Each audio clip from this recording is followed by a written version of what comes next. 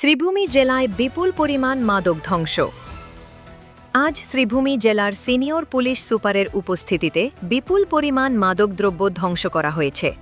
প্রায় ৫৬ কোটি টাকা মূল্যের হেরোইন, গাঁজা ও ইয়াবা ট্যাবলেট সহ বিভিন্ন ধরনের মাদকদ্রব্য শ্রীভূমি জেলার শরীফনগর এলাকায় আনুষ্ঠানিকভাবে ধ্বংস করা হয়। এই মাদক ধ্বংস কার্যক্রমে জেলা পুলিশের পাশাপাশি বিএসএফের ঊর্ধ্বতন আধিকারিকরাও উপস্থিত ছিলেন। প্রশাসনের পক্ষ থেকে জানানো হয়েছে, মাদক পাচার ও মাদক ব্যবসার বিরুদ্ধে জিরো টলারেন্স নীতিতে কঠোর পদক্ষেপ নেওয়া হচ্ছে এবং ভবিষ্যতেও এ ধরনের অভিযান আরও জোরদার করা হবে।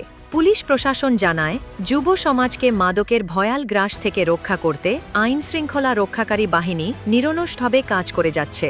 শ্রীভূমি জেলায় এই বিপুল পরিমাণ মাদক ধ্বংসের ঘটনা মাদক বিরোধী অভিযানে এক গুরুত্বপূর্ণ সাফল্য হিসেবে দেখা হচ্ছে।